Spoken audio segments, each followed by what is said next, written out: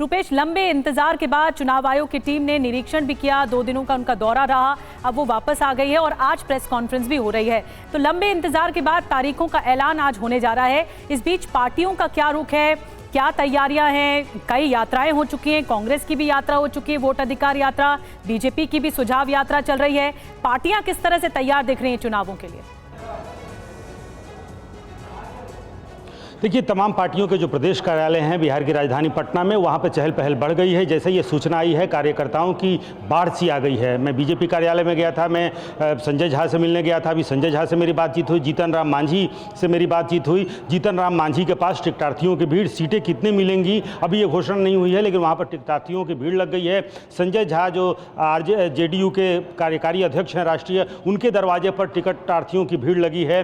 नीतीश कुमार से मिलने वालों एक अन्य मार्ग के पास तो मेरा लगता है नीतीश कुमार तय समय में अपने कार्यकर्ताओं से जो बायोडाटा लेकर वहां पहुंचते हैं उनसे मिलते हैं। मेट्रो का उद्घाटन हो गया, जितने उद्घाटन होने हैं वो उद्घाटन हो चुके हैं, जितने शिलान्यास होने हैं, जितने फीते काटे जाने हैं, जितने बहालियां निकलनी है, जितनी रेवड़ियां बांटी जानी है, जितने खैरात बांटे जाने हैं। नीतीश कुमार ने जिस तरीके से खजाना खोला है कि इनको क्या देना है, जितनी लंबित मांगें थी, जितने लोग पिछले 5 वर्षों से आंदोलन कर रहे हैं, चाहे वो शिक्षक हों या फिर जितने किसी को पेंशन बढ़ाना था, किसी को मानदेय बढ़ाना था, आंगनवाड़ी सेविका, सहायिका, जो एएनएम हैं, तमाम तरह के लोग जिनकी मांगें लंबित थी उनमें से ज़्यादातर की मांगें मान ली गई हैं। यानी कि सरकार की जो तैयारियां हैं, सरकार जिन तैयारियों को लेकर, एनडीए अपने इन उपलब्धियों को लेकर के, और जितने एनडीए के नेताओं से अभी तक मेरी बातचीत हुई है, आज शाम 4 बजे प्रेस कॉन्फ्रेंस के संदर्भ में सबने यही कहा कि हम अपनी उपलब्धियों को लेकर के सरकार ने जो काम किए हैं और महिलाओं को एक अलग वोट बैंक, महिलाओं पर जितना फोकस है, 2010 का उदाहरण सामने रखा जा रहा है कि 2010 में जब नीतीश कुमार की सरकार बनी 2005 के बाद से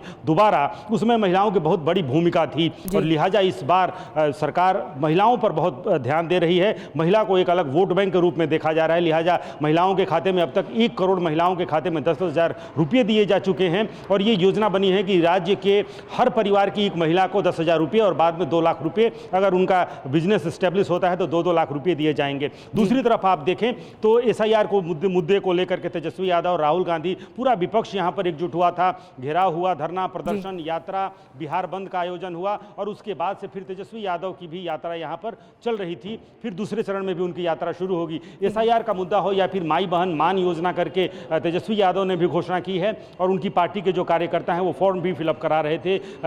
युवाओं के लिए कई घोषणाएं, तेजस्वी यादव जो अपनी यात्रा पर निकले थे तो वो कलम बांट रहे थे, यानी कि कलम युवाओं के लिए और महिलाओं के लिए माई बहन योजना। महिला, युवा, किसी भी वर्ग को, किसी भी जाति को, जातियों का सम्मेलन यहाँ पर, रैलियां भी छोटी रैलियां, बैठकों का दौर जारी है। कल ही महागठबंधन की बैठक हुई जिसमें यह कहा गया कि सीट शेयरिंग का फॉर्मूला लगभग फाइनल हो गया है। सभी, अभी कुछ देर में मैं मुकेश सहनी से भी यहाँ पर मेरी बातचीत होगी। मुकेश सहनी, बीच में लग रहा था कि जैसे पिछली बार मुकेश सहनी जहां पर मैं खड़ा हूं वहीं से मुकेश सहनी बीच प्रेस कॉन्फ्रेंस से तेजस्वी यादव ने उनके लिए सीटों की घोषणा नहीं की, लिहाजा वो नाराज हो गए थे। तो क्या इस बार भी जीतन राम मांझी की तरह मुकेश सहनी की भी इधर नाव डोलती हुई दिख रही है क्या? तो तमाम तरह के सवालात हैं। फिर चिराग पासवान को लेकर के भी मैंने संजय झा से सवाल किया था, उन्होंने ये स्वीकार किया कि 2020 में चिराग पासवान को लेकर के एनडीए गठबंधन में बहुत कन्फ्यूजन था और वो कन्फ्यूजन आखिर तक रहा। बाद में चिराग पासवान अलग लड़े और इसका खामियाजा जेडीयू को भुगतना पड़ा।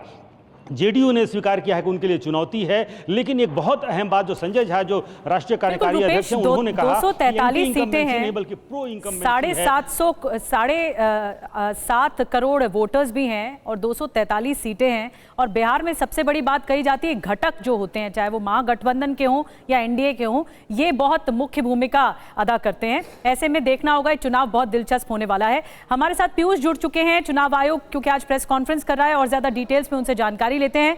पीयूष, अगर 2010 की बात करें तो 6 चरणों में चुनाव कराया गया था बिहार में, उसके बाद 2015 में ये 5 चरणों में हो गया, फिर 2020 में ये 3 चरणों में हो गया।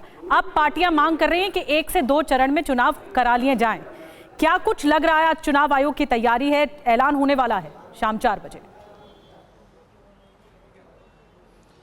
निधि, देखिए, जो राजनीतिक दल हैं, विपक्षी दलों की ओर से ये मांग की गई है कि 2 चरणों में ये चुनाव कराया जाए, जबकि जो सत्ताधारी दल है उसकी तरफ से ये कहा गया है कि एक चरण में ही कराया जाए। चूँकि इसकी पृष्ठभूमि में अगर आप जाएंगी तो एक देश एक चुनाव आपको देखने को मिलेगा और यही वजह है कि लगातार चुनाव आयोग चरणों में कमी ला रहा है विधानसभा चुनावों के दौरान।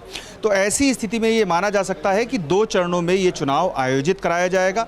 शाम 4 बजे आज घोषणा होगी। अहम बात यह है कि महिलाओं ने पिछली बार जो चुनाव हुए थे विधानसभा चुनाव, उसमें 5% ज़्यादा वोटिंग रेशियो था महिलाओं का, जबकि 54% के आसपास था पुरुषों का और 59% था महिलाओं का। तो ऐसी स्थिति में आपने देखा कि महिलाओं के प्रति जो कदम उठाए जाने थे, जो उनको लाभ दिए जाने थे, उसको लेकर के भी कई अहम कदम उठाए गए।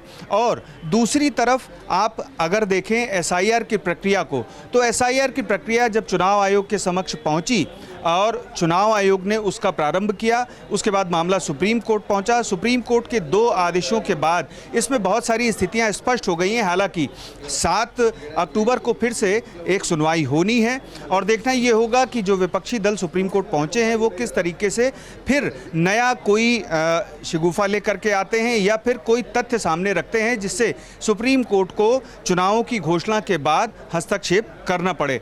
हालांकि चुनावों की घोषणा के बाद आमतौर पर सुप्रीम कोर्ट आचार संहिता लागू होने के बाद कोई हस्तक्षेप नहीं करता है और ये कहता है राजनीतिक दलों से कि आप चुनाव समापन का इंतजार करिए। तो ऐसी स्थितियां हैं। चूंकि एसआईआर की वजह से ये मामला काफ़ी हाइप में गया और सुप्रीम कोर्ट तक पहुंचा और अब जबकि घोषणा होने वाली है आज शाम 4 बजे, तो देखना ये होगा कि चुनाव आयोग इस मामले में कितनी सतर्कता बरतता है और किन जो अनसुलझे सवाल हैं जिन पर उसे जवाब देना है वो किस तरीके से मीडिया के सामने रखता है और जनता के सामने रखता है। जी निधि, बिल्कुल बड़ी बात आप कह रहे हैं पीयूष कि जून से ही सुगबुगाहट तेज हो गई थी बिहार चुनाव को लेकर, जब एसआईआर का मुद्दा उठा और फिर कराया गया बाकायदा बिहार में। बहुत बहुत धन्यवाद पीयूष।